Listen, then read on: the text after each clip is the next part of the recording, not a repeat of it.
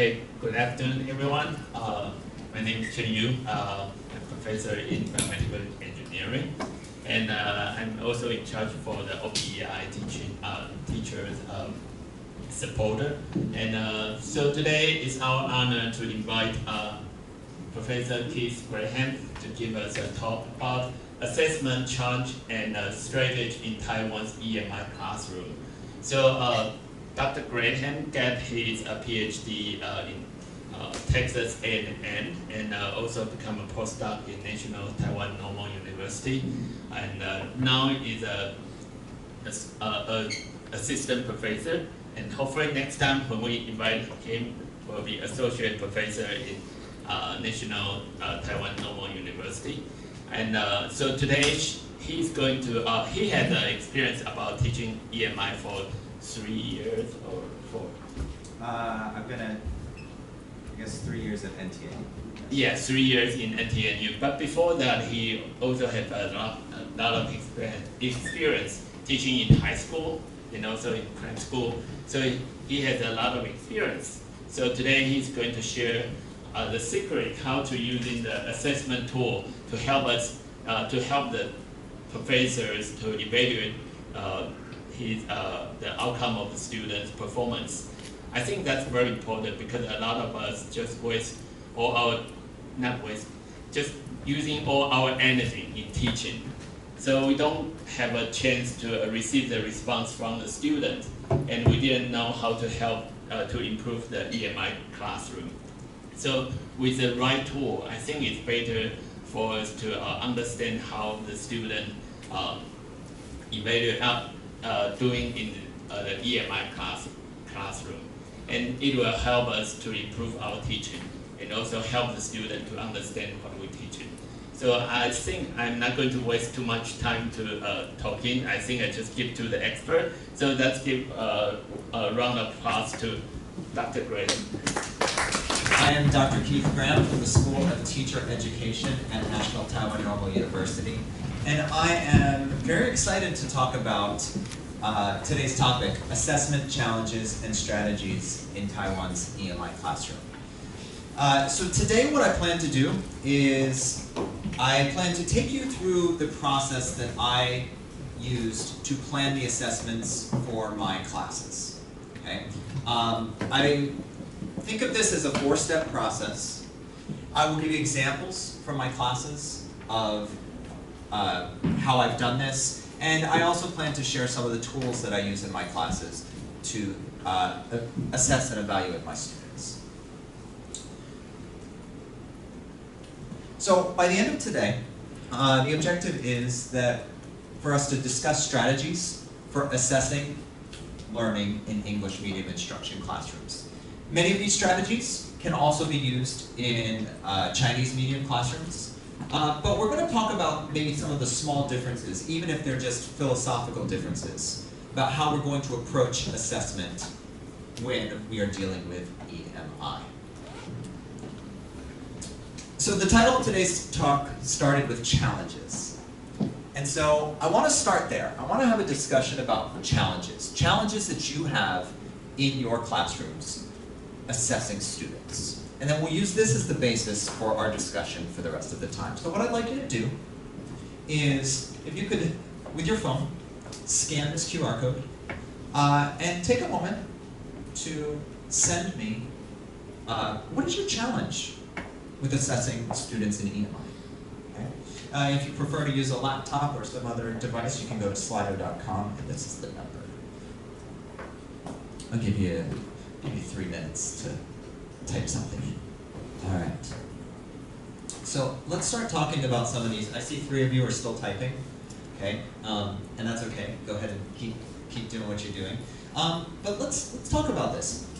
First thing I can already tell, thanks to Slido, that English might be a problem. Okay? English was used 8 times, and so several of you have talked about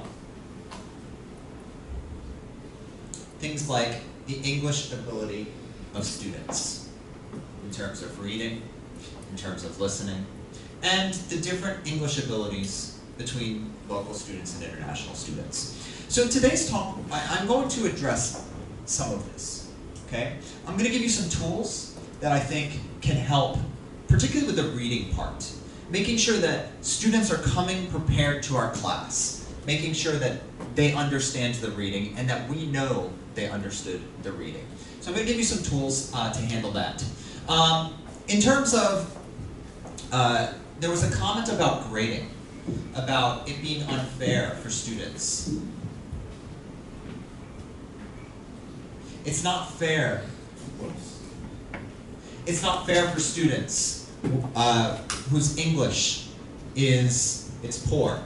We're going to talk about the problems with traditional grading and some potential solutions to that. Today I intend to, at the end of this talk about grading and give you some alternative approaches that I use in my classroom.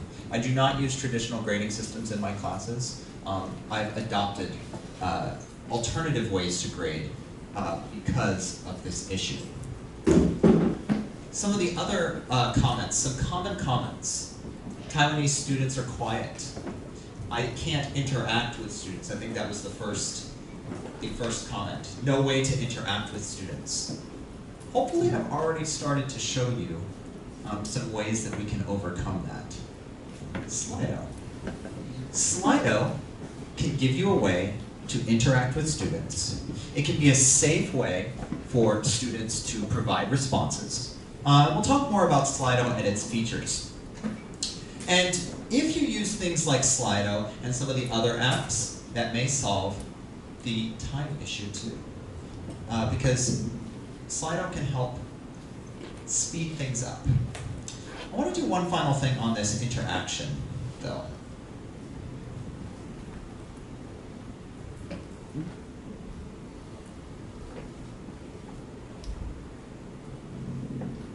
Where's that comment?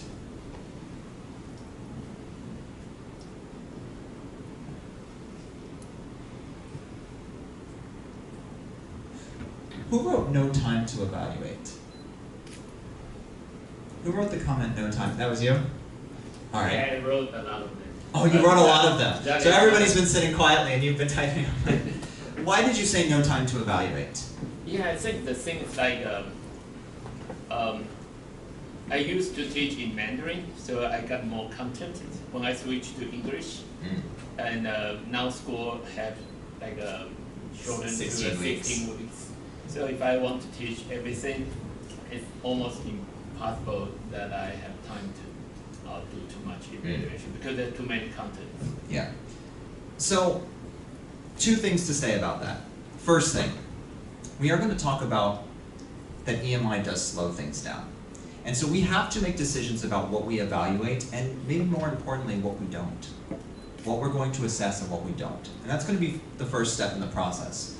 But the other thing is, again, back to this interaction with students, sometimes having them write something first and then calling on them can help them, especially those with that struggle with English. Writing it down first can help them have the confidence to say something later.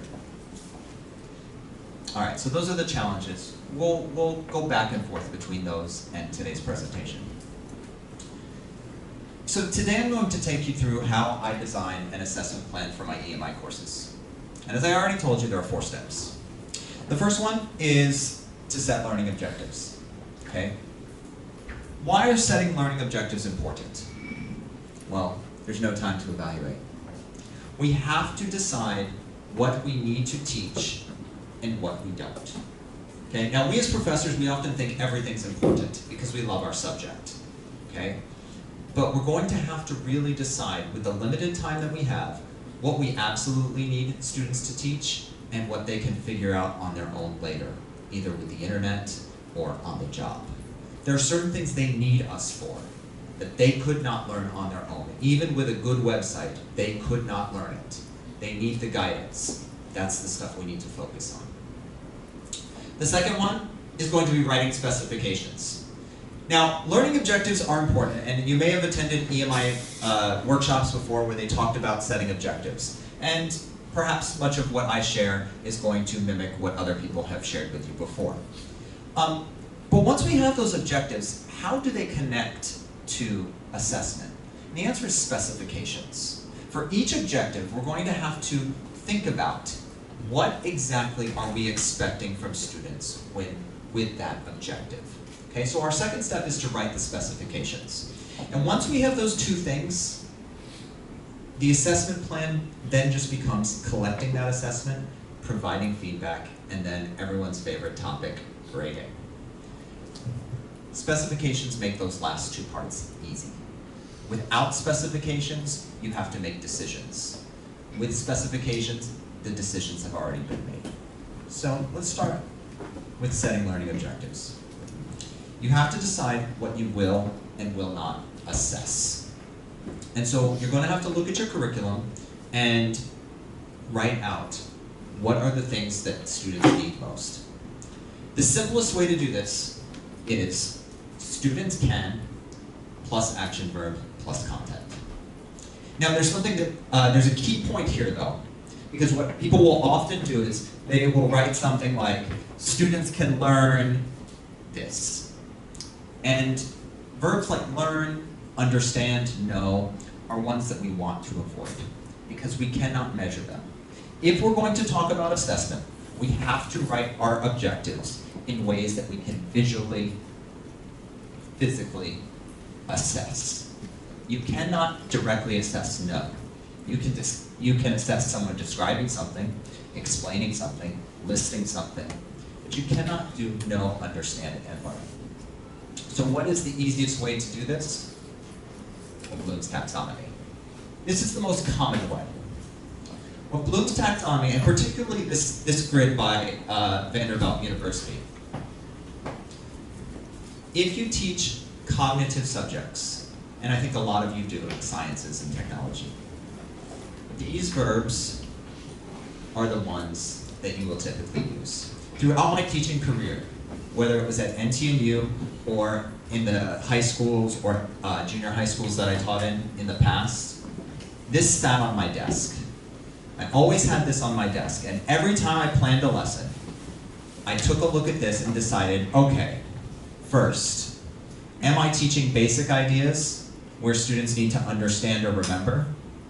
Or am I trying to get them to use information to apply it to a problem? Or are they analyzing, evaluating, or creating something new? I first decided, what exactly am I targeting? And then, once that was decided, I go over to this side, and I just choose a verb.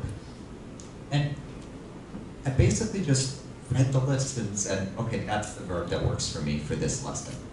And that helped me plan my objective. So, again, if you've attended EMI training before, a lot of trainers will tell you about Bloom's taxonomy. And I think for you here at NTUST, this is probably good. This probably works for many of your subjects. But there's a problem with Bloom's taxonomy. There's a problem with Bloom's taxonomy in that it doesn't work for every subject.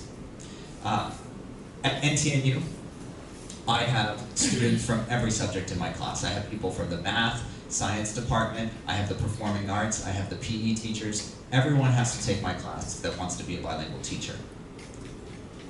And anytime I present Bloom's taxonomy, some students they kind of get upset. They say, my class is not a cognitive class. And so then the question becomes, okay, well, so what's the alternative? And the alternative might be Fink's taxonomy, okay? So I'd like to take a little bit of time to explain Fink's taxonomy, because for some of you, this may be the table that you want to print out on your desk, rather than the Bloom's one.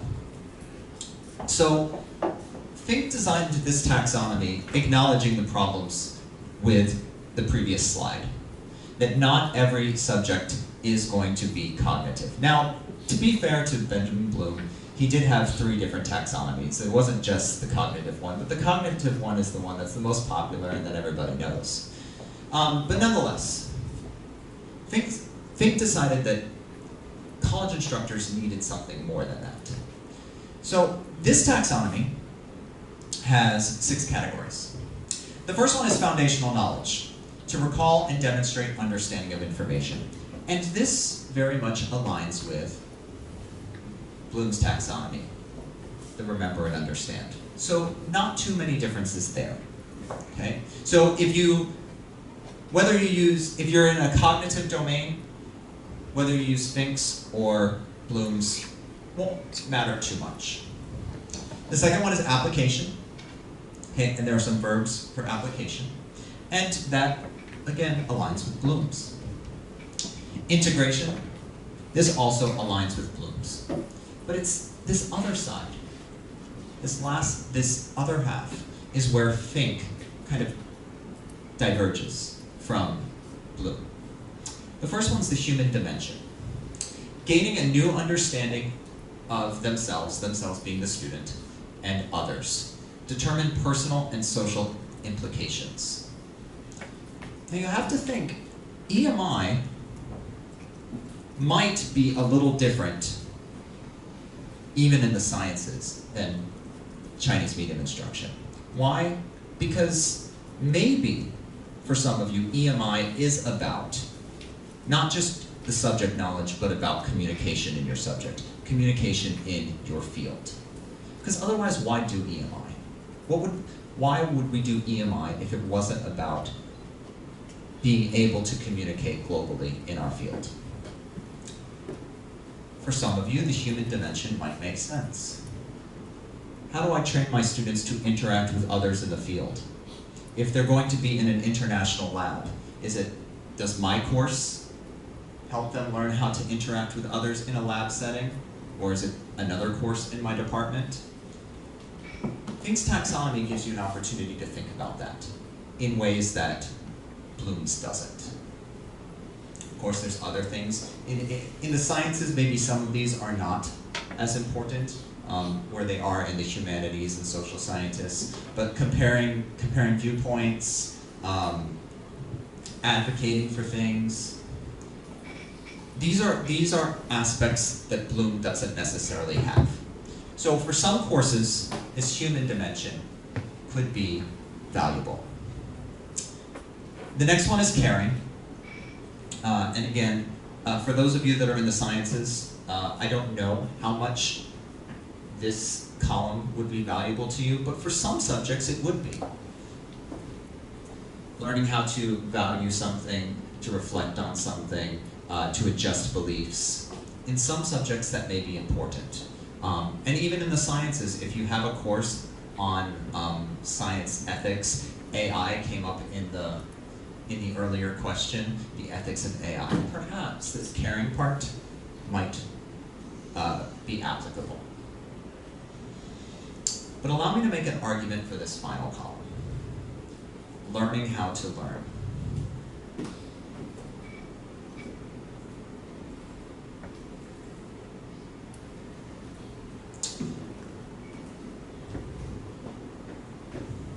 Many of you have talked about students having challenges in class, maybe because they're quiet, they don't interact, they don't know how to interact because they haven't been in a classroom before where the expectation was to say anything. Maybe they don't know how to deal with reading text in your subject.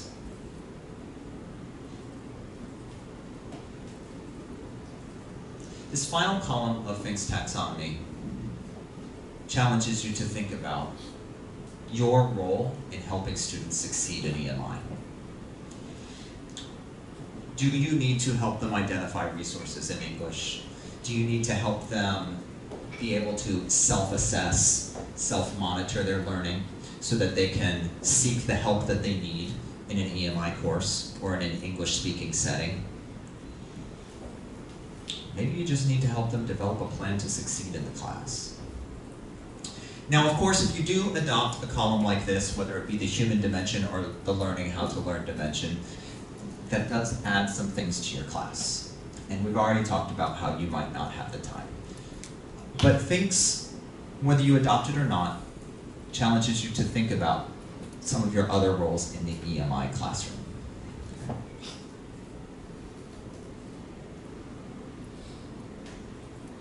So on that,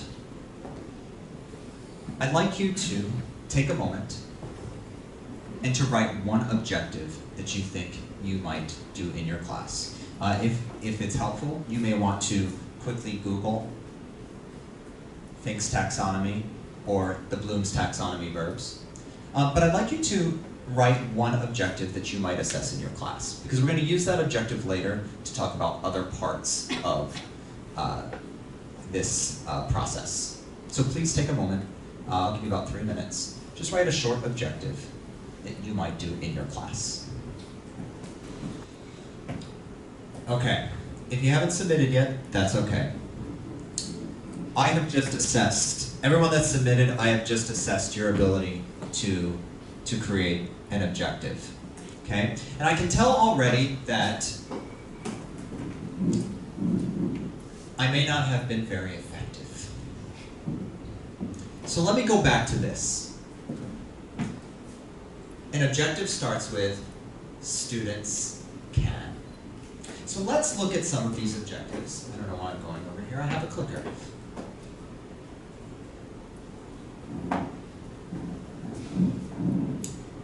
Many of these do not have students can.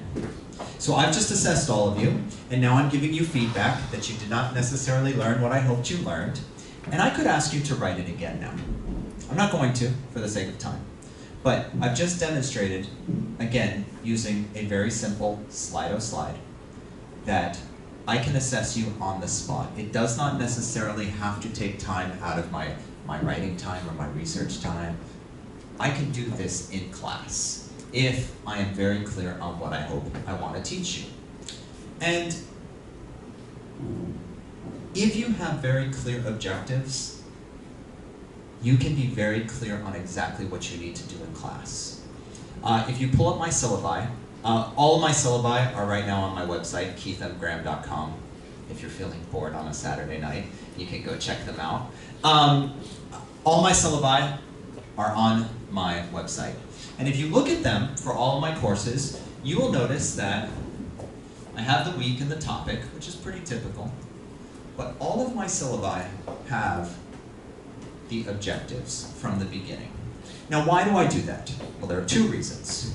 One, because that's going to help me plan my assessments in my class. If I'm very clear on exactly what I need my students to do, then I can create a Slido slide for that thing.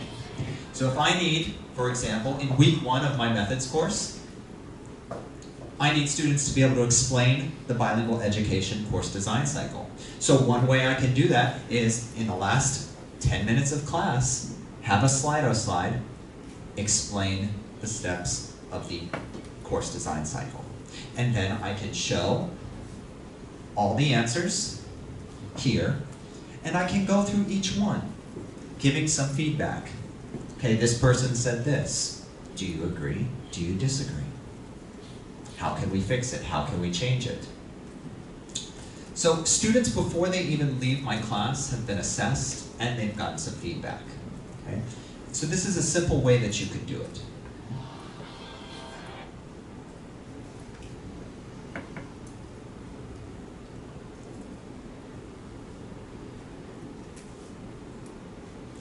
So once you have objectives, once you have your objectives, we can now start creating more of our assessments. And the second step is to write specifications. If we look at some of my objectives here, students can explain the bilingual education course design cycle. We can create assessment for that, where I could basically say, explain the course cycle. But what am I looking for? What makes a good answer? What makes a not so good answer? That's what specifications determine. That's what specifications define. What makes mastery? What makes proficient?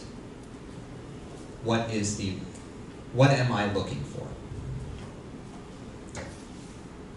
So I'm going to give you a very, very simple example. Let's go back to elementary math class. Okay. At one point I had to teach elementary math in English here in Taiwan. And one thing you would see students do in an elementary math class is students can solve division problems. Okay, so I've got my students can, I've got my action verb, and I've got my content. So that's my objective. But do all I care about as an elementary math teacher is that they give me the right answer? Probably not. You all took elementary math. Your teacher probably wanted you to show your work, show how you got to the answer. Maybe they were even very picky and you had to put a square around the answer, depending on your teacher. Those are all specifications. So when we have an objective, students can solve division problems. Well, what represents proficiency in that?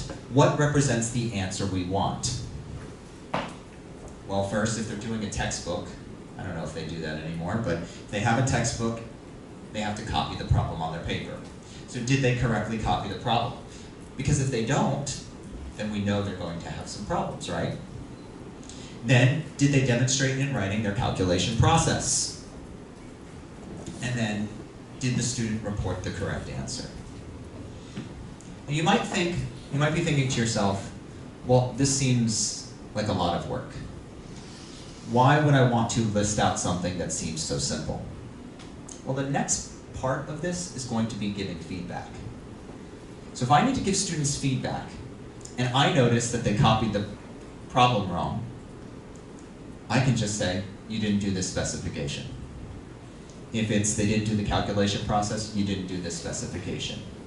I don't have to think about feedback, I've already defined the feedback. And students are going to be very clear on what is expected of them. So specifications can make the whole process much quicker. So let me give you an example from my class, and then we're going to go back to your objectives and assess them. So students can write SMART lesson objectives. This is an objective for my class, and in many ways this was the objective of the previous exercise. I wanted you to all write lesson objectives. So what makes a SMART lesson objective? Well, the first one is it's student-centered. The objective is going to be student-centered, and it's going to be specific. That's the S in SMART. Student-centered and specific. The second one is it's measurable. It's going to use an appropriate action verb. It's not going to use understand or know, those ones that I told you not to use. It's going to one that we can actually measure. The objective is going to be achievable and age appropriate. The objective is going to be relevant. Now the relevant is more for my teachers connected to their national curriculum. For you, relevant might be related to your course.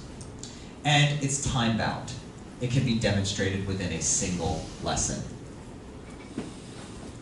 If I gave you this before, you might have had a lot more success on the previous exercise. Because you knew exactly how I would evaluate your response. And for me as a teacher, it makes it quite easy too. Let me go back.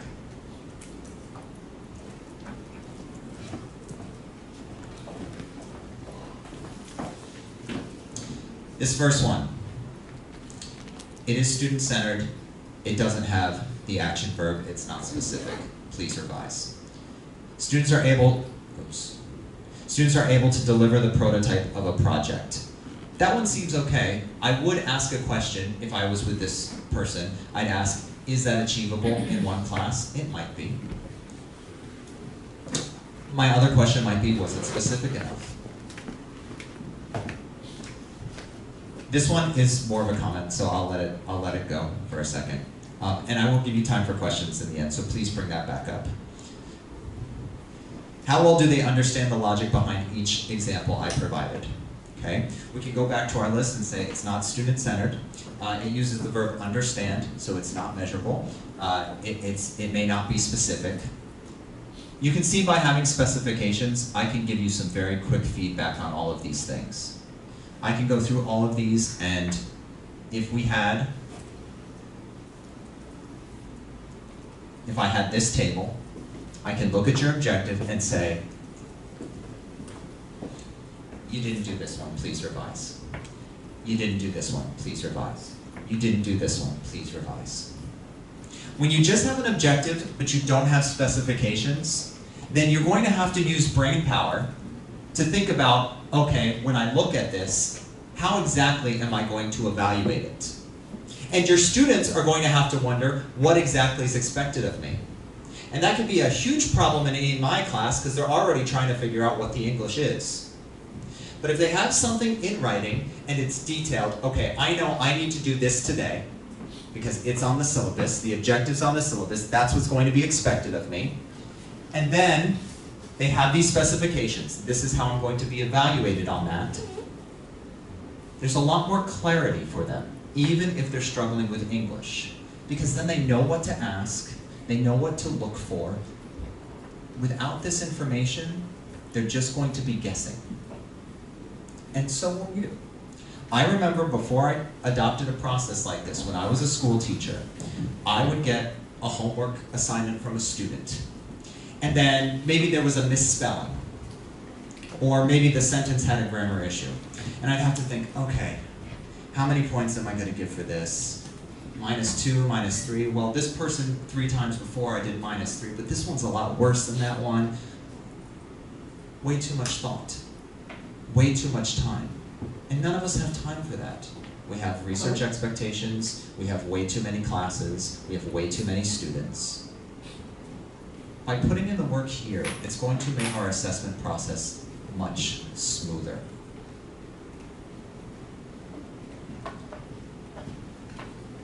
And I recommend that you state these things on your syllabus too. Don't go into your semester without having set these specifications. Don't go into your semester without having these objectives.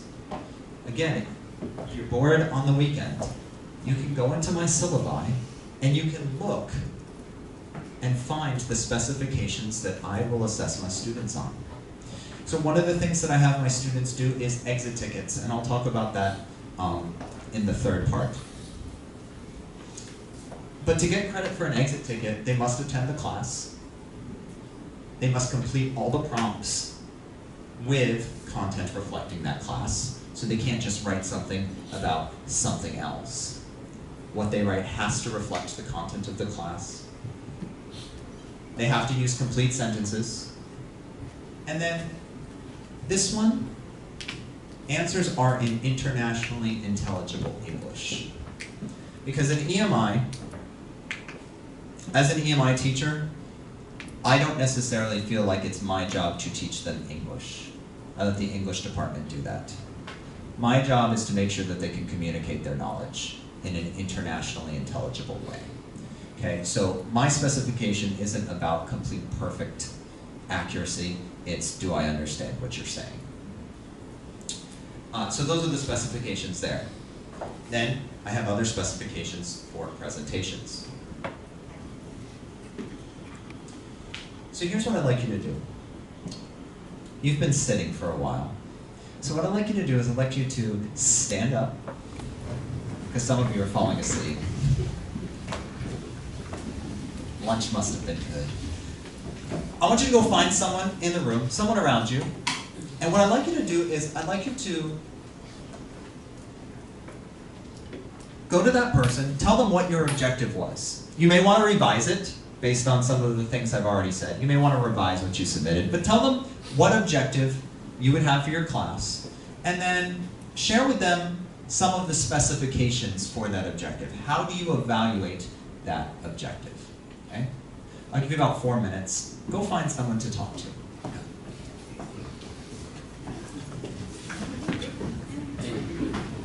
Oh, and I'm going to, just a quick warning.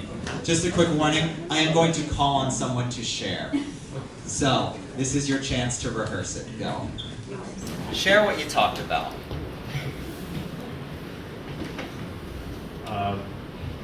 Actually, what we talk about is about how hard we can give these examples. Because I think, okay, I'm a professor in material science and engineering. So it's kind of teaching science and also how to use it in the engineering aspect. Okay. So we have a lot of concepts or equations. So I'm thinking about if we need to give an objective and also the specifications, but for each week we have a lot of things to teach. But how am I going to give just one objective? Yeah. So I'm not a material science person, so I can't give you specific advice. But I imagine a lot of you probably have this problem. You said you have a lot of small things to teach, right? But do those small things all add up into students being able to do something in material science? I think it's not about doing something. Okay. Of course, we have a big topic. Uh-huh. So all of the small subjects are related to this topic. Okay. Again, because I'm not in your subject, it's going to be very hard for me to answer. But there's a blog. If you get bored with my website and looking at my syllabi, you can go to gradingforgrowth.com. Gradingforgrowth.com. And that website is run by two math professors. I think they're both math professors. And I'm going to guess that they have a similar issue because they're in the math sciences where there's a lot of things. And they talk about this concept of setting objectives. And if you read through some of their posts, they talk about kind of the challenge. They'll say, I had a class and I had 30 objectives, and I realized that was impossible. So they talk about how they go through the process of making decisions. Again, about what needs to be. Maybe they combine two into one objective. Maybe they say students can figure that on their own, or they can figure that out by doing this. And so they go through that process of deciding, and they've documented it, the challenges they've had. And so the best advice I can give to you is maybe go see what they did, and then think about how that applies to your subject. But nonetheless, even if you have a lot of small things, maybe you teach your course for 2 hours or 3 hours. Maybe put 2 in 1 hour, 2 in another, 2 in another. And just be very clear with students, this is what you have to be able to do. And that's gonna make your life a lot easier, I think, when you get to the grading part as well. When I talk about the grading part later today, I think you're going to see why each of these steps follows. So thank you, I appreciate your feedback. But we are actually discussing about the course. One of my colleagues teach calculus, introductory to calculus for freshman students. Okay, and of course there are lots of the core concepts students need to know. So we focus first on the derivative. Yeah. Okay, and then we slice up the specifications, like first is how to identify the functions, and then how to apply the functions. So basically I think the first thing is that for specification, the first thing is that we need to make sure that the student can identify or kind of know, not that maybe I should say identify, okay, which type of functions is differentiable, or we can kind of get the derivative of that function. Yeah. Yeah, and then of course there are other kind of specifications, but we don't have enough time to discuss them in detail. Yeah. Okay. Very good, thank you. Yeah, so I think you would love Grading for Growth because they're right in your area. I think they actually talk about calculus on their website. I had you do this exercise for several reasons. One, I want you to, of course, talk about this idea of specifications. But two, Taiwanese students are quiet in the classroom. I do this with my students, and they do exactly what you did. They talk to each other. They're not quiet when they're talking to their friends. They talk quite a bit. And then afterwards, I do the same thing that I did with you. I cold call people. So this My biggest challenge is to assess students throughout the lesson. Normally in class, the teacher will ask questions and then a few students may answer the question. What about the rest? I never ask a question and then say who wants to answer. I cold call. I have a list of names. I say, well, I have a little app that does it, but randomly pick, and then I mark that they've talked. I do not give my students the choice. I cold call.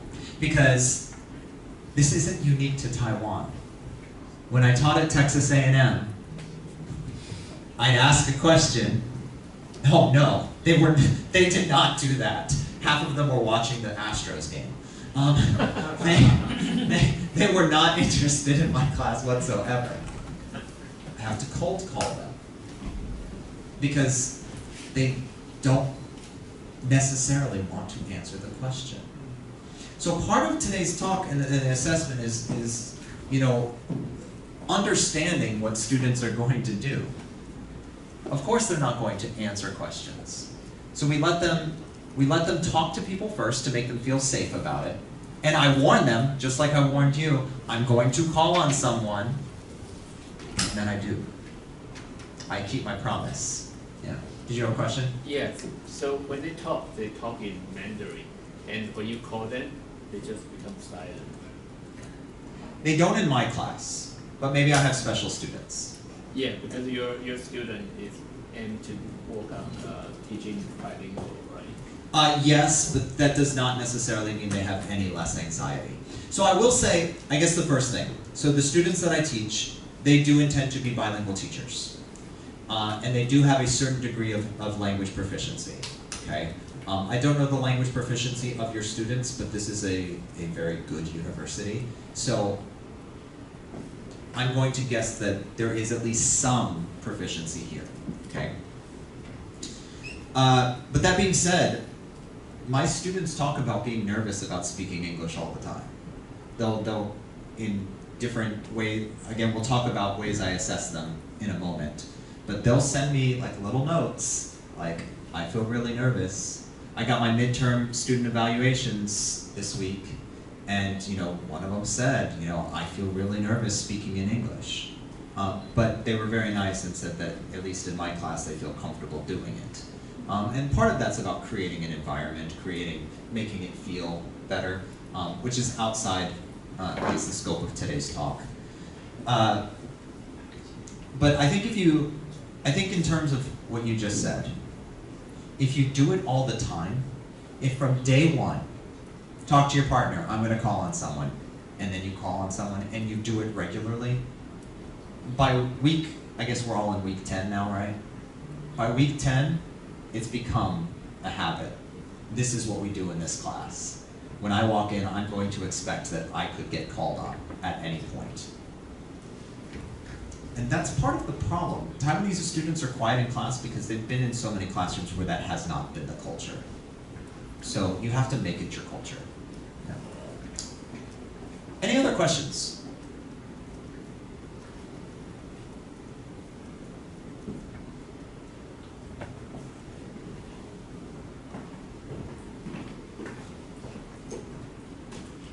Okay.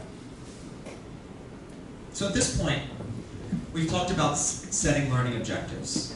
And we've had a conversation about how that might be hard in some courses. But I think if you look on the internet, you can find people in your subjects that have gone through some of these same challenges. So I encourage you to go look for those things. A lot of people, and Grading for Growth is going to have that advice. They have guest columnists every month from different subjects that have gone through this process too. So see what they say about it. And then I recommend you write specifications. Be very clear about what you expect. This will help you, this will help your students. And my recommendation is that you put all of these things on your syllabus at the beginning of the year, because it is going to make your life much easier as we go into our next step. Collect assessment data and provide feedback. Okay, so the question that we have to ask at this point, we have these objectives, we have these specifications. So how will we know whether students can do these things? Earlier, someone had talked about, formative assessment and summative assessment. I'd like to have a quick discussion about these two terms. Formative assessment is the kind of assessment that you will do every class. You should be, I recommend, I'm not going to tell you what you should do. You can do whatever you want. But I recommend that you collect some type of formative assessment every class. So what does formative assessment mean? Well, formative has this word form, right? I'll use this, form. And so the way I explain this is that it's going to form your ideas of what students are able to do and what they're not able to do. That's the purpose of this assessment, is to form your ideas, to inform yourself about what students can do. And I recommend you do that in every class, because if you wait till the midterm, you wait till the final, there are going to be surprises. Now you might be thinking, oh, but we have so many research responsibilities. How are we going to do this? There are simple ways, simple and easy ways that you can do this, I believe, in your classes, though we'll have to have the subject-specific discussions in a moment. The other one is summative assessment. And I'm not going to talk about summative assessment today. I'm going to assume that in all of your subjects that you are very clear on how to do summative assessment. Summative assessment are the midterms, the finals, the big projects, those types of things. They happen at key endpoints, maybe the end of a unit, maybe the end of a semester. You're all experienced teachers. You know what the summative assessments are for your subject. What I'm going to be more concerned about today is the formative assessment. How do we assess students every single class? So, we're going to start with collecting. What is the best way to have students demonstrate the objective in a formative manner? These are some apps that I use in my classes. Okay, some of them I use every week. Some of them I just use at certain points. Just briefly. And I'm going to introduce each of these apps to you in a moment. The first one is Perusal. So earlier you said one of the challenges, students reading. Do they understand the reading before class? I'm going to show you how I use Perusal to figure that out. Okay? In class, if you want to use some apps, Slido, you've experienced that today. I'll give you some more details on it. I'll show you some of its features and some of its drawbacks. And then Pear Deck. It's another app. It does similar things, but the free version of each gives you certain things. So you may want to switch back and forth depending on what you need to do. For after-class reflection, I use Moodle. But when I've done these talks before, people have said, oh, I don't like Moodle, or I don't use Moodle. And so we'll talk about how Google Forms can basically do the same thing. Okay? And then, some of you may be concerned about speaking. You want to give your students more opportunities to speak, but there's limited time. I'm going to talk about Padlet, how I use it in my class, to collect speaking assessment data for my students. Okay. Really quickly, I want to get a read of the room. How many of you have used Perusal before? Please stand up. Okay, so either you're tired or it's a new app. How many of you have used Slido before? Okay. Well, all of you have used it today, but in your class, I guess 3 of you have used it. Okay, so now I've determined that you are tired. How many of you have used Pear Deck? Nope, that one's new. I'm going to assume you've used Google Forms. Let me just check. Let me do a quick check of the room right now. Stand up if you've used Google Forms before. Okay, that should be everybody. I mean, they can do it afterward. Okay, we have Google Form demonstration there. I'll skip Moodle because I don't know. Do you guys use Moodle here? Yes. You guys use Moodle here. Okay, so you've probably. How many of you have used Padlet before? Okay, cool. A few of you. Thank you. All right, so let me talk about Perusal first. How many of you include course readings? How many of you want students to read before they come to class? Can I just see hands? Oh, not very many. Okay. Okay, well, if you ever decide to have students read something before class, or if you want them to watch a video before class, how many of you have them watch videos before class? Okay, we got a few more hands. Perusal can be a great tool for you. Let me talk to you about Perusal. Perusal is it's a free app, but I'll talk about the commercial aspects in a moment because they have to pay bills. Students create a free account, and then you can put reading into Moodle.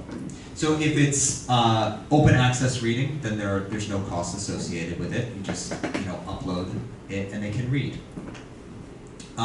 If it is a textbook, this is how Perusal makes their money. They offer subscriptions to many of the major textbooks from major publishers. And so students can buy the textbook through Perusal rather than buying it through the bookstore and then have access through this website. There are subscription-based where they, it's for like 6 months or whatever, or there are a lifetime. Okay, there's different options. Here's why I love Perusal. You'll notice here that there is a text here. And you'll also notice that there are some highlights. These highlights represent places that students have made comments. And so you can see the conversation here. They can highlight something, make a comment about it, they can ask questions about it, and then they can respond to their classmates. And they can do this all within the same reading place. Perusal allows you to create either small groups or have the full class. I just do my full class, so I don't have them go into small groups, but if you want them to have smaller group discussions here about the reading, they can do that. And what I do is, I'll show you. I'll take you into Perusal now. So this is one of the Perusals for my Introduction to Bilingual Education class. I use articles from Psychology Today. They have a lot of articles that align with the topics that I teach in my Intro to Bilingual Education course. And so this one is The Secrets of a Successful Language Learner. You see that I have students that have highlighted things. So some of my friends who weren't very good in English improved a lot after staying with host families abroad. This is a great opportunity. This person follows up, yeah, I believe it's good, because they're talking about spending 2 months in a place. And we can go through quite quickly and read what every student is thinking about the article.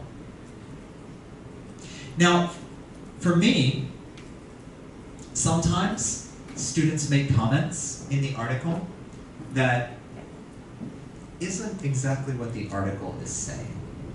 And so when I see a comment and someone writes something that doesn't really make sense, I now know a place where my students are confused before they even come to my class. And I can be sure to address that issue. Now, again, you may be thinking, oh, this must take a lot of time. If you show up to your class 10 minutes early, you can read through these pretty quickly and make some quick assessments on students. Okay? But if you are still not convinced by that you could read through this in a quick 10 minutes. And by the way, my classes have about 40-something people in it, so, but as you're going to see in a moment,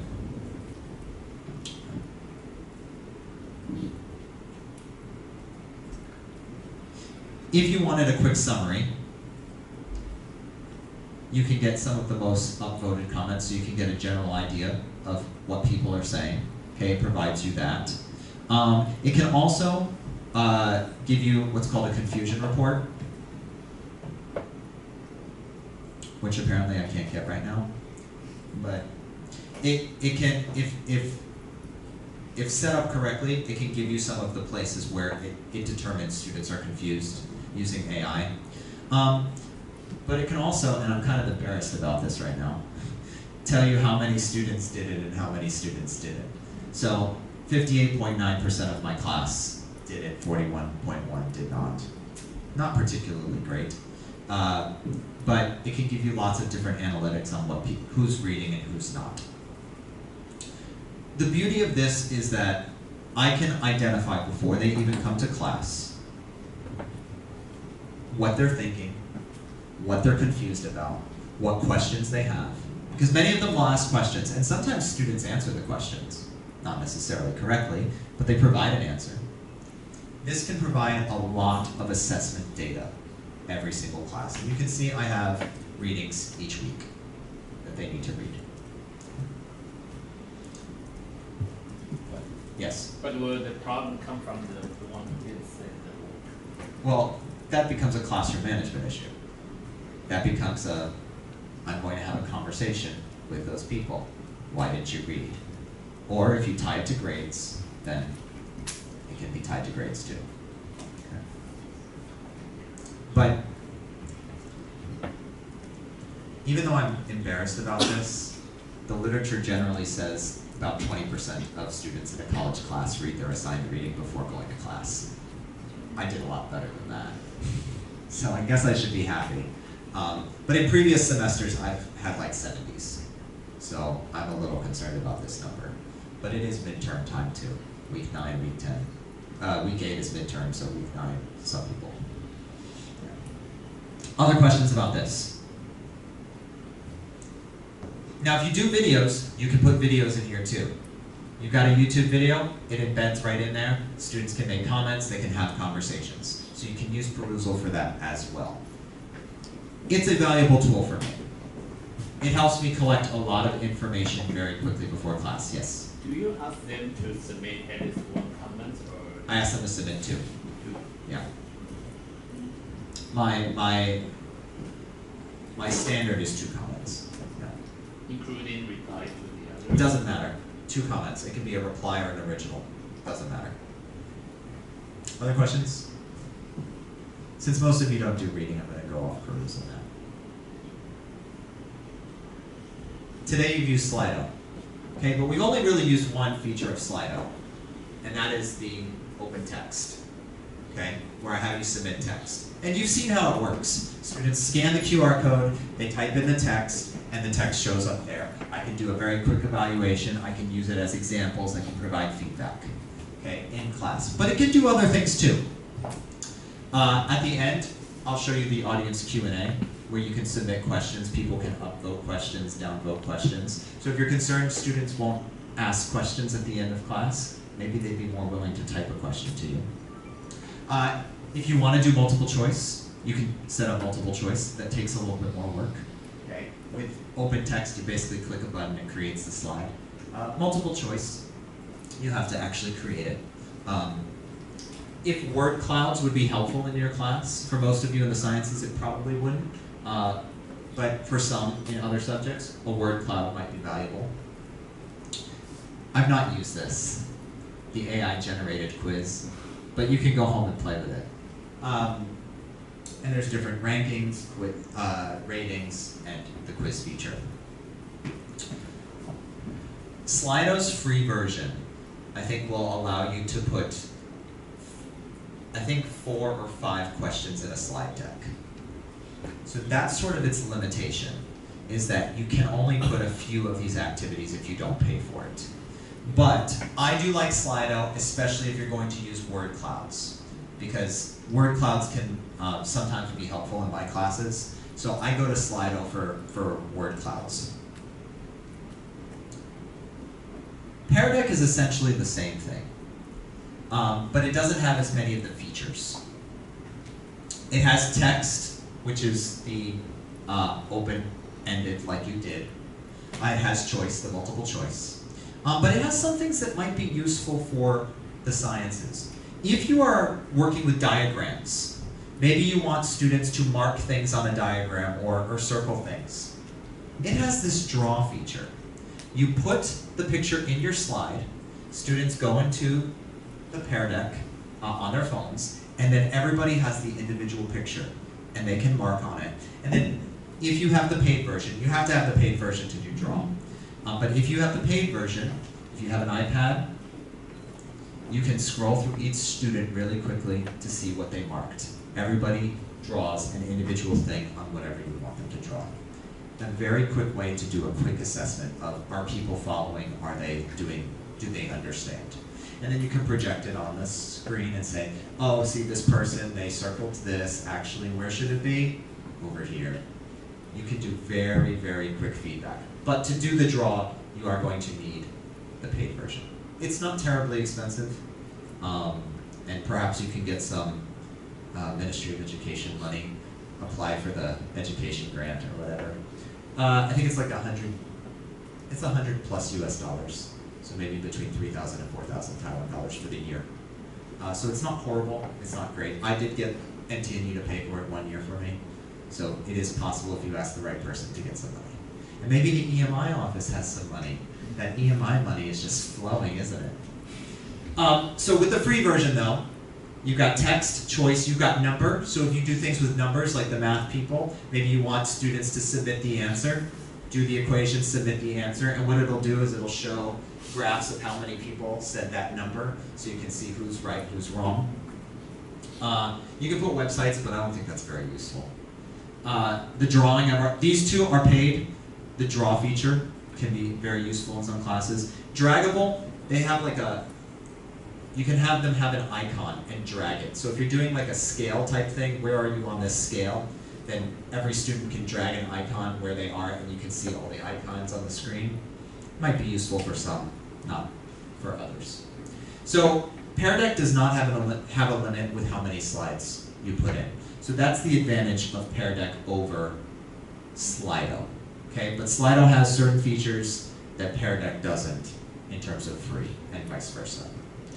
All of these can integrate into whatever kind of platform you use. If you like Microsoft PowerPoint, you can set up it as a plugin. So if you look at my slides for today, you can see that I have Slido right in my PowerPoint. When I want to add a slide, all I need to do is click the button, and it adds the slide in for me. So I don't have to go to any other external website. It's already in my PowerPoint. I believe you can do the same thing for Pear Deck, but I'm not sure. When I've used Pear Deck, I've used it with Google Slides. So if I take you into my Google Slides really quickly,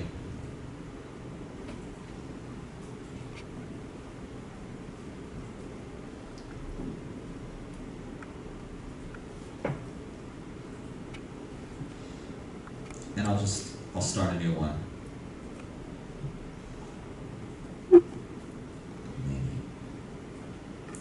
In extensions, I have the Pear Deck. Open up Pear Deck.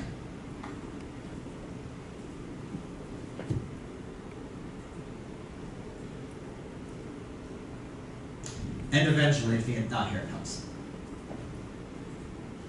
Or not. There it is.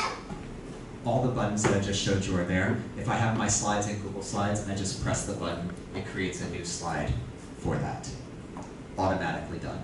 Okay, so you don't have to go to any external websites. You are going to have to set these things up. So for example, at NTNU, when I wanted Pear Deck initially, it would not, there was administrative privileges. All I did was email IT and say, hey, this is a really good education app, can you open it up? They emailed me a day later, sure. And now everybody at NTNU can install Pear Deck in their Google Slides. Okay, so whichever one you, if either of those work for what you want to do in your classes, it takes a little bit of setup, but once it's set up, if you have slides already, you just press a button and it adds the activities. Questions on that?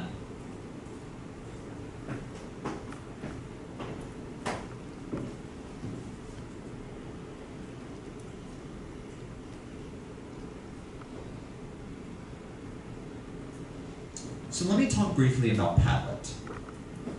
I think, so Slido, Pear Deck are really good when you're dealing with text.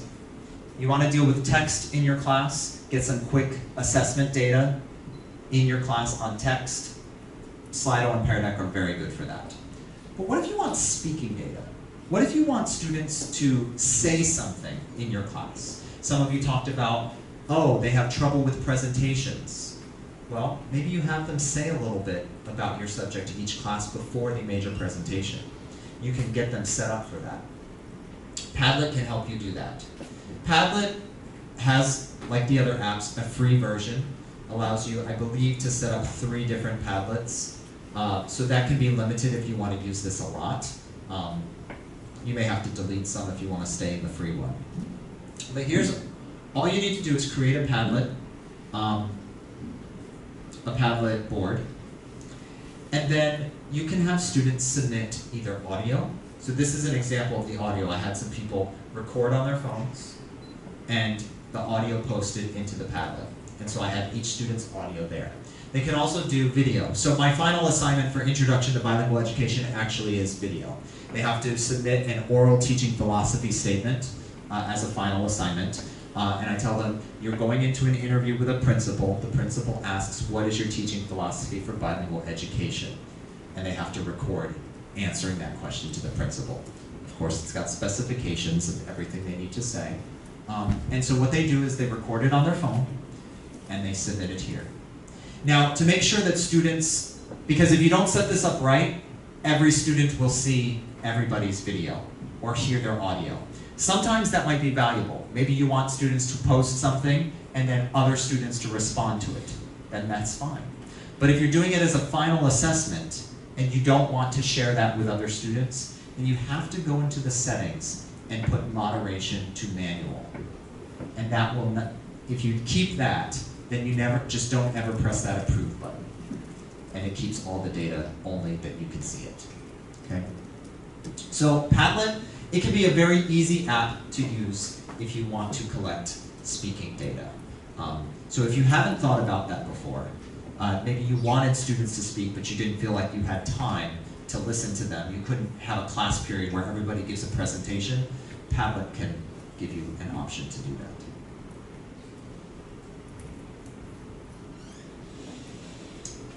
If you only take one strategy today, I would say this is the one. Okay, so if you're about to fall asleep, wake up for a second, and then you can go back to sleep. Exit tickets. I showed you on my syllabus before that students have to submit an exit ticket. They have to do this in all of my classes. Every week, if they attended, they have to submit an exit ticket. It is so super simple. You create one, you make 16 copies of it, and you're good for the semester. I ask my students every week after class, tell me 3 things you learned, tell me 2 ways you can use it. Mine specifically says as a bilingual teacher, but you can change it for your subject. And then, most importantly, tell me 1 question you still have. Because Taiwanese students often will not ask questions in class, but they've got lots and lots of questions. So I allow my students to submit those questions to me each week. And I start my class by selecting a few of them and answering them for the whole class. You can learn so much from these 3. Sometimes students will write something they learned and it was the exact opposite of what we said in class.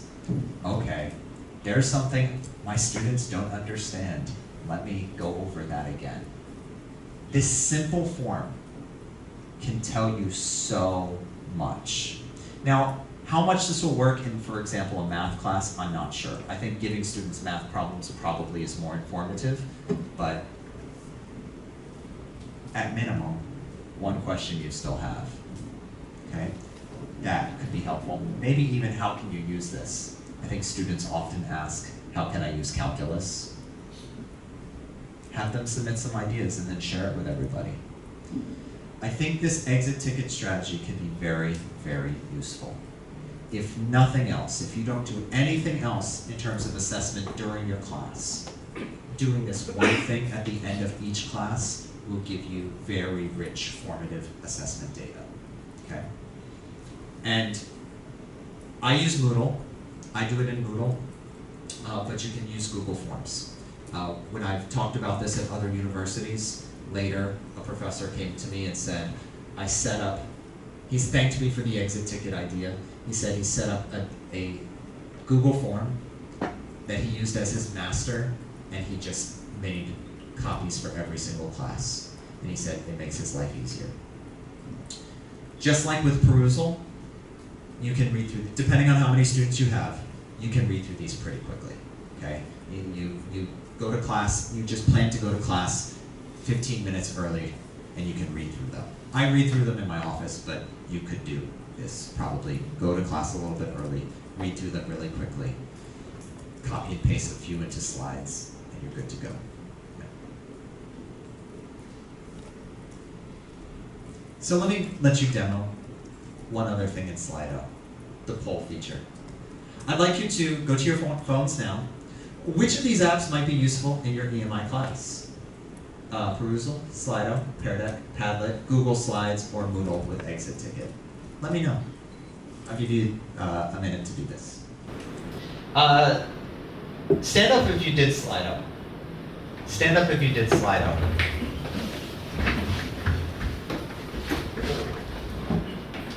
Why did you not choose Slido? Well, because I feel like for, I don't know for other subjects, but for my subject is not convenient. Cool. Yeah, perfect. So I teach programming. Okay, Yeah. Cool. I did that to demonstrate how you can use Slido to get some interaction. Have students do the poll. Then you can see percentages, who did it, who didn't. Then you can cold call on someone. Why did you choose it? I choose Slido because you have stated that we can ask students like lots of questions for tell me 3 things you learned. We also can do that on Slido. Yeah. Cool, you can sit down. There is a very simple way, you can sit. There is a very simple way that you can get some interaction in your class. Have students submit something quickly, then if you want to ask them to tell their partner first, because usually in my class, I won't just cold call. I'll say, tell the person what you did and why, and then I cold call. But you can get different people in your class to interact. Okay, so Slido can help facilitate those things. So the next 2 sections I'm going to go through a little bit quicker because we're getting closer to the end and I want to give time for Q&A. We've now collected information. How can we efficiently give students some feedback? Okay, I've demonstrated that a little bit today. If we have things on Slido, okay, and they put it up there, then we can on the spot just give feedback to different things. But let's say that you want to do outside of class. You want to give more formal feedback to individual students. If you have specifications, all you need to do is take your specifications, check which ones they did, which ones they didn't, write a quick comment for the things you did not check. So if I did not check student-centered and specific, I can say, didn't start with student count. This tells me exactly what I need to give feedback on, and more importantly, what I don't need to give feedback on. Because we can spend a lot of time finding every little thing, especially in an EMI setting where students are struggling with English. We can use all our time talking about every little mistake that they made, and then we have no time for anything else. But if we define our specifications and then we simply have this, you give them a piece of paper and you can quickly do it, or you can do this online. You can, whatever you use, you can figure out how to submit it. You can set this up in Moodle, I'm sure. It's going to make it very, very simple to give feedback. Now, I am a checklist person. I'm not a rubric person. Okay, so earlier, someone had said a challenge. So they wanted something about rubrics. I do not like rubrics. I like checklists. Why? Well, let's take a look at a rubric really quickly. This would be a rubric for the same thing. This is my lesson objectives, okay? My lesson objective,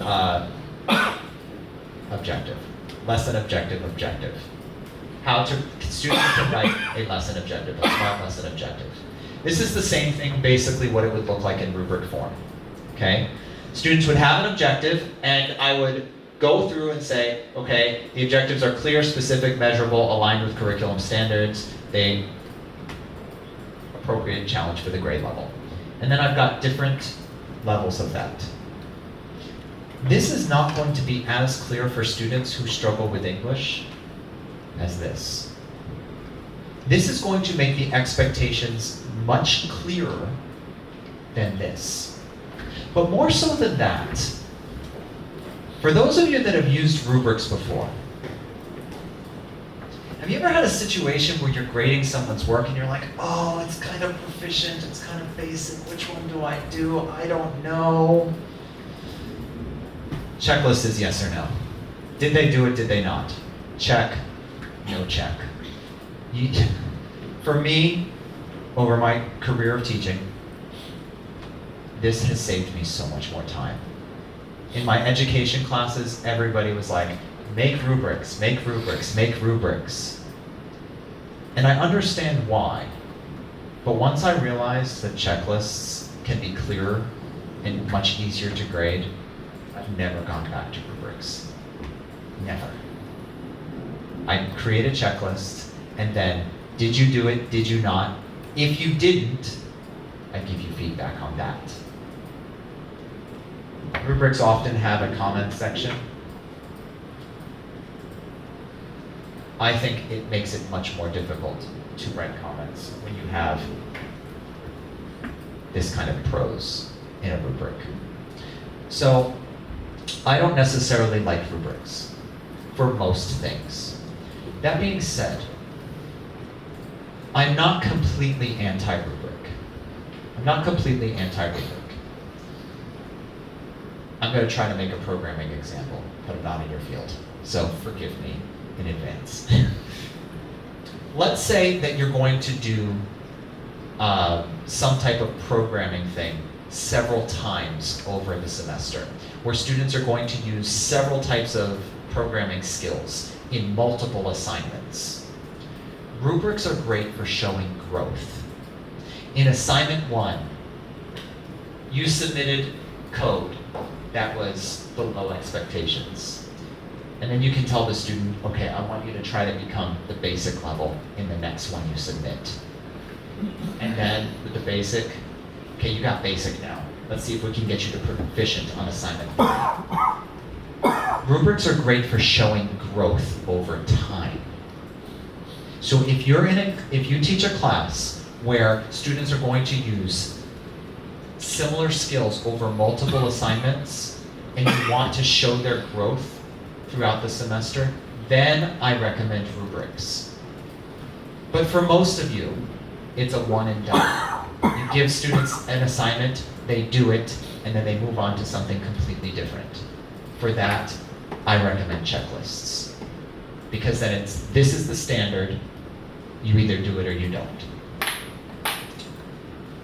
So if you teach, the other time a rubric might be good is like a writing class. If you teach a writing class and they're doing several essays, you can use that same rubric for every essay and show their growth over the semester. That can be good. Okay. So that is checklists versus rubrics. For most of you, I think checklists.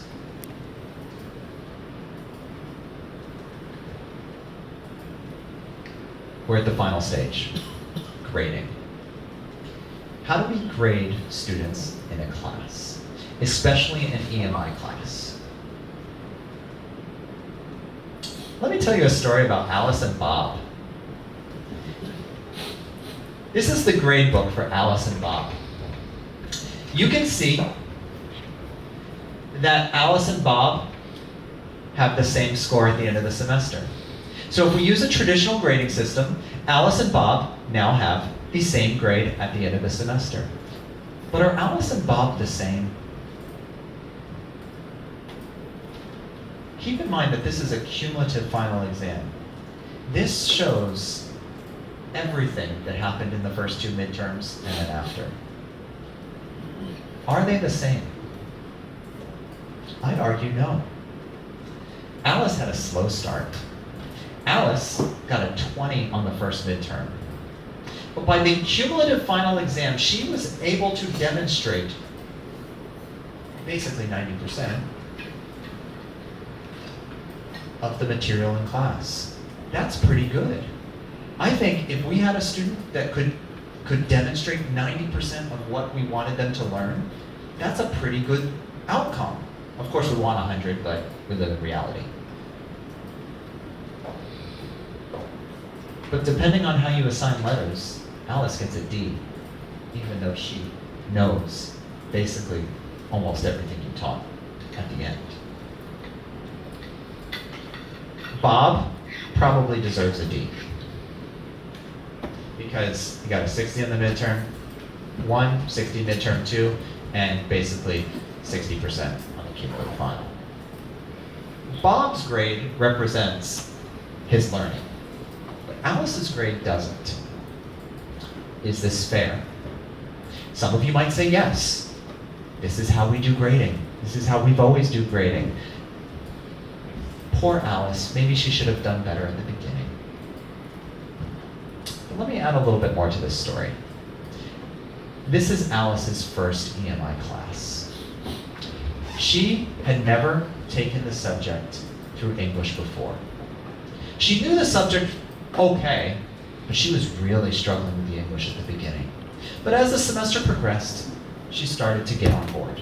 And then she could finally, by the end, show what she actually could do in the subject.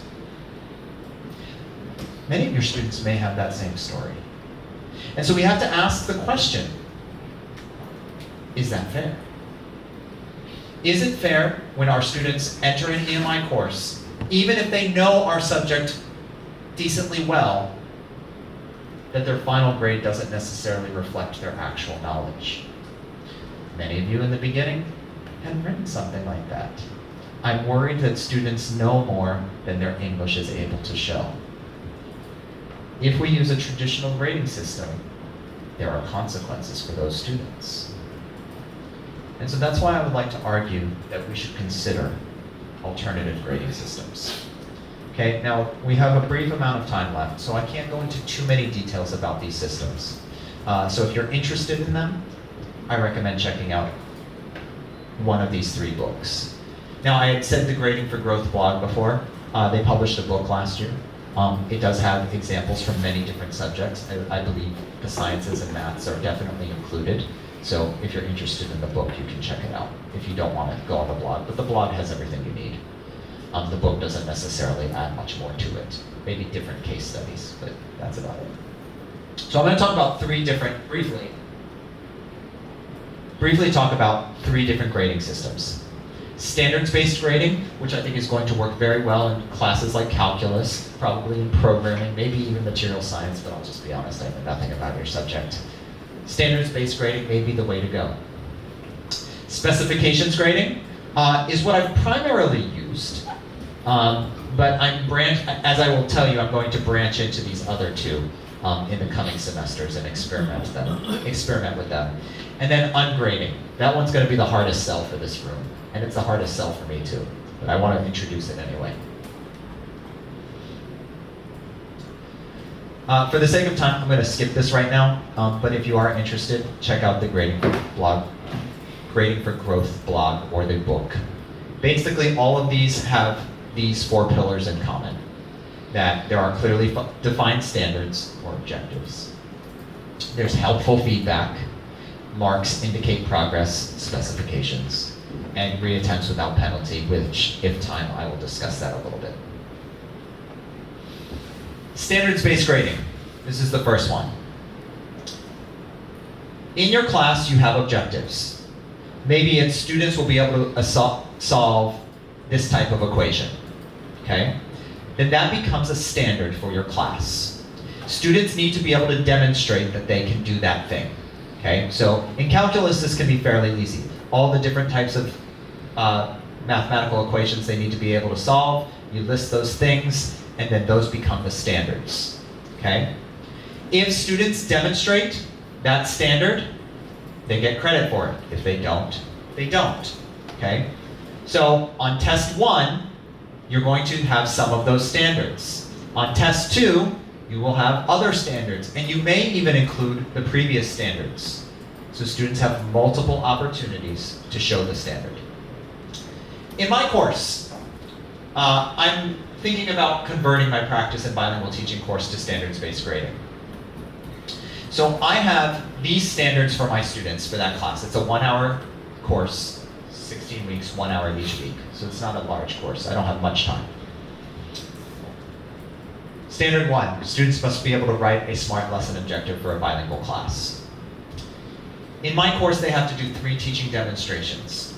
Each time they do a demonstration, they have to state the objective. So they have 3 chances to show this standard, to get credit for this standard. If they do a demonstration the first time and they don't have a SMART objective, I say that objective's not SMART, you don't get credit for that standard. Here's how you fix it. Then demonstration 2, they can re-show me the standard and I can give them credit. Standard 2, standard 3, standard 4. These are different parts of a lesson. Student background knowledge, you don't need the details. Each, I told you they do 3 demonstrations. This is demonstration 1, this is demonstration 2, this is demonstration 3. They either meet it or they don't. Standard 5, standard 6, standard 7, these are about different activities that can happen in these. Students will have 3 opportunities to demonstrate this. I can say, you didn't have comprehensible input in standard, when you did this, do it again. And I can get that. Then standard 8 is there. So how does this translate to grades? Instead of giving my students points, instead of giving them a 95 or an 86, each demonstration I will have a standards card for the student. And I will check whether they met the standard or not. And then at the end of the semester, I will take that card. If they get all 7 standards, they get an A+ in the course. They demonstrated all the objectives.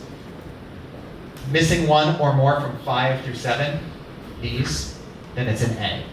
And I made this strategically. I won't go into the details, and you can do it however you want. There's different ways. But the number of standards equals the final grade. On some of these standards, students will have multiple times to do it. So if they were Alice and they didn't get it in the first time, they have other chances to show that standard. If we did a cumulative final exam, then the final grade would be based on this, not the average of this, if we did a standards-based approach. And that would more accurately reflect Alice, and Bob would be the same. So standards-based grading, I think, can be a much more equitable approach. This is what you have to demonstrate in this class. Show me that you can do it over multiple assignments, and your grade will reflect whether you can do it or not. For many of you in the math, sciences, programming, standards-based grading is probably what you want to focus on. So you don't have to buy all 3 books, just buy this one.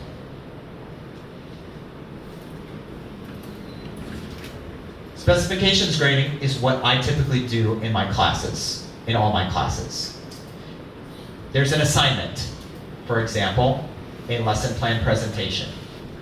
That lesson plan presentation might demonstrate a lot of objectives, several objectives to be able to do a lesson plan, okay? They obviously have to be able to do learning objectives, they have to be able to plan different stages of a lesson, they've got to demonstrate different strategies in that lesson plan. These are all different objectives put into one assignment. But for each objective, I add specifications, and then I can make those specifications all for one assignment. So this can be better in subjects where it isn't just discrete skills, like in the maths, where it's a discrete skill, discrete skill, discrete skill. This can be good for subjects where you've got to combine lots of different skills to demonstrate something. And so I've got several assignments: observation report, lesson plan presentation, task-based learning activity, and then there's an oral reflection meeting. All with specifications. If you pass all of these, because this will be pass or no pass. There's no points. If you get a checkbox on each, you get a pass. If you don't get a check on each, you don't get a pass, but you'll have an opportunity to reattempt. If you do all of that by the end of the semester, you get an A+. If you don't pass the oral reflection meeting, you get an A. If you don't pass the task-based and oral reflection, you get a B. Grading becomes much more simpler. Do you demonstrate what you need to demonstrate in this class, or do you not? So I use specifications because mine are kind of bigger assignments, bigger projects, but for maths and sciences or programming, this may or may not work. Maybe the final programming exam activity, this would be good, whereas others, standard-based would be good. And you can combine them. The final one is ungrading. I'll do this quickly because none of you are going to want to do it. I'm not even sure I want to do it, but I'm going to try it next semester just to try it. Ungrading works like this. In its simplest form, you have a description of what an A+ student can do. So I have my final course, I teach 5 courses in the bilingual teaching program at NTNU. The final course is the teaching practicum. So in that final capstone course, they should be able to demonstrate things from all the other courses. So it is a good course, I think, if I was going to try ungrading to do it. The A+ student in this course demonstrates foundational skills in the 7 competences for bilingual teachers. And these competences are all taught in all the other courses and reinforced in the capstone course.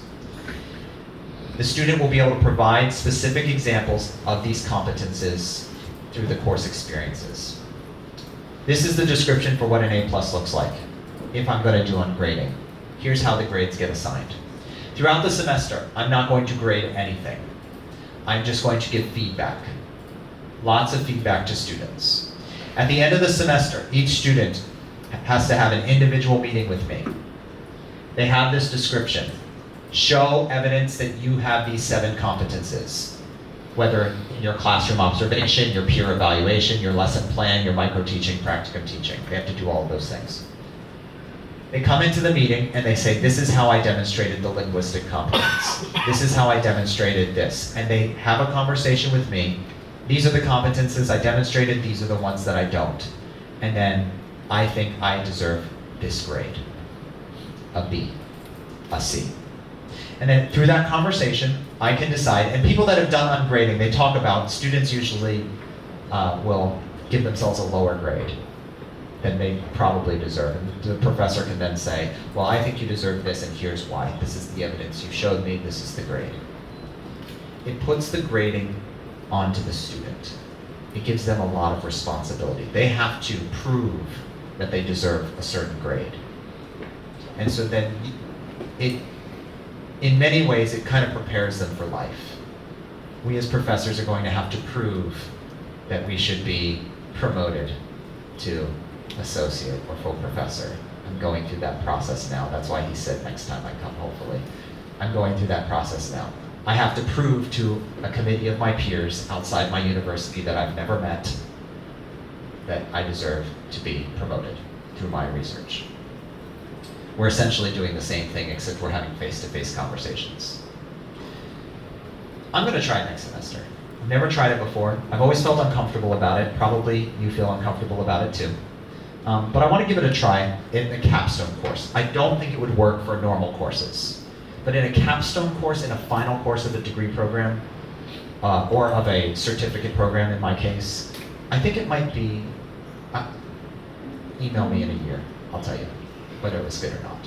But I want to put that responsibility on my students to really have to prove that they learned in the program. So I'm going to give it a shot.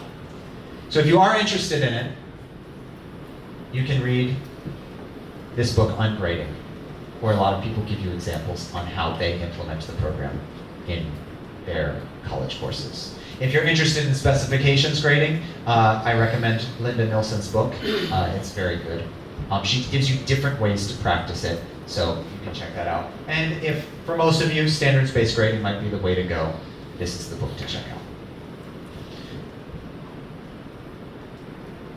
out.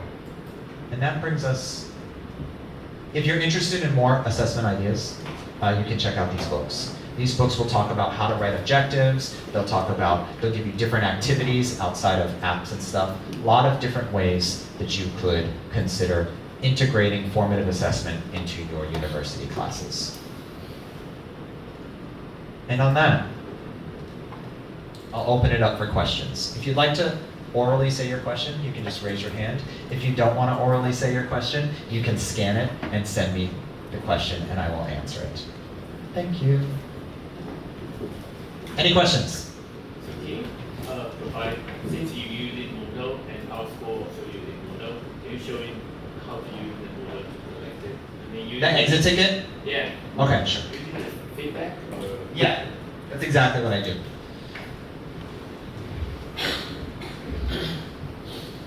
So I chose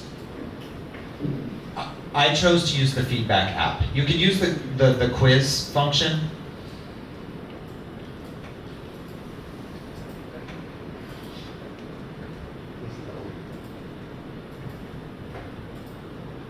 I'll just go here for a second. I think that'll work. So I use the feedback. So I create a feedback. The questions are here. 3 things. And I create a template. Well, that's not true. I used to create a template, but then I realized I can just do a duplicate. So what I do each week is when the week is done,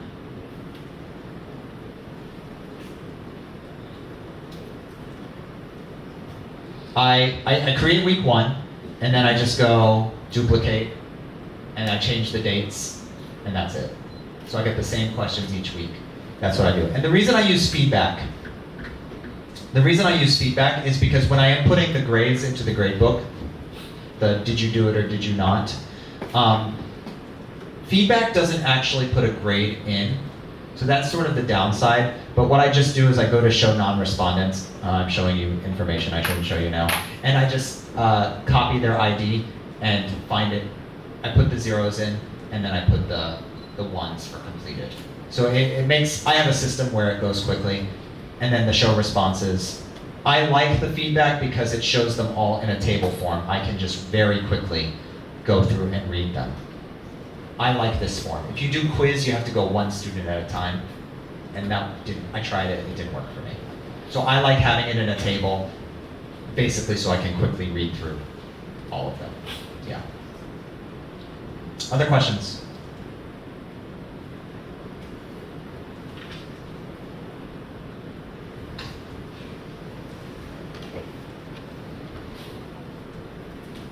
Other questions?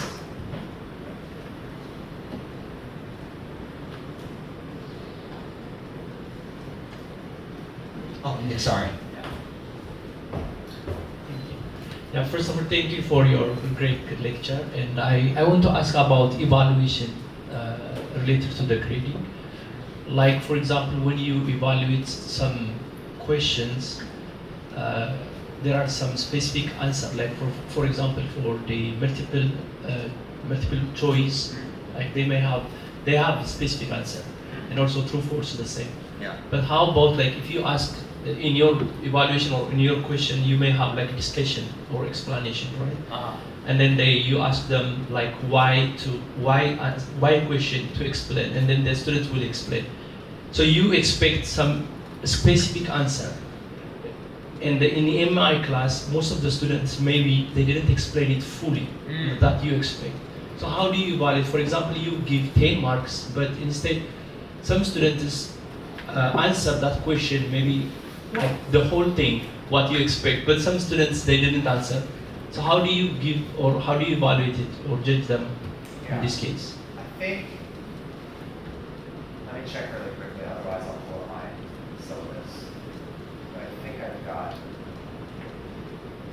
no. Let me pull up my syllabus really quickly. Because this comes up with that last assignment, the oral reflection in my intro to bilingual education class. Look at that smiling face.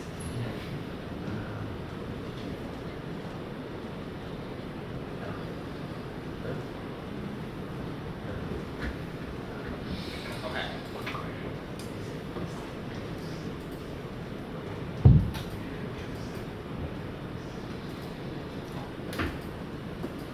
Okay, so oral teaching philosophy statement. I told you they have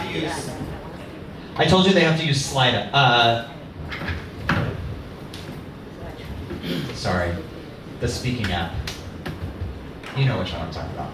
Anyway, when they do that, I told you that they have to answer the principal. The principal says, you need to tell me your philosophy statement. And this kind of goes to your question where you're expecting certain things. So when they do their philosophy statement in my class, they have to tell me the following.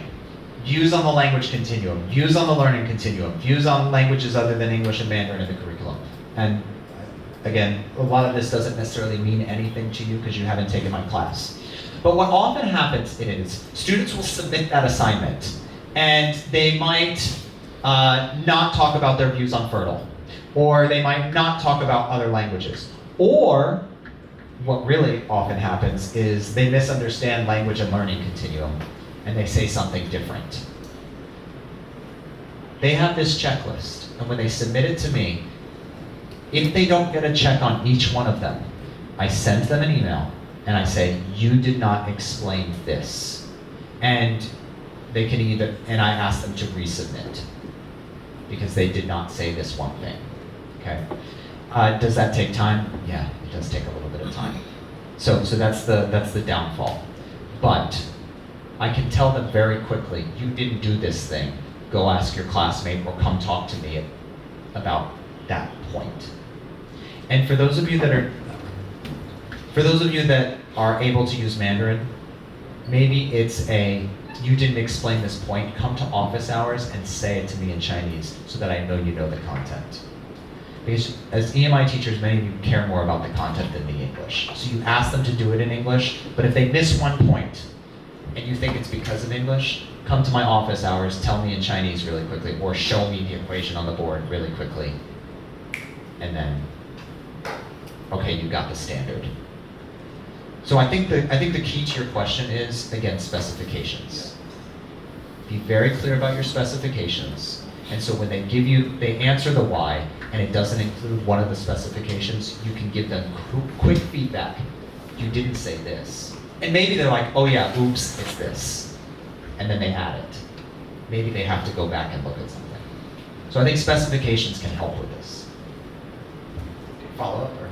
Yeah, I mean, like, do you have some understanding after you read their answer, after you read their homeworks? You see the other students, like how they answer. Mm-hmm. Do you try to understand what they write and then give them some mark? Have you did these kind of things? How do you evaluate? I mean, yeah.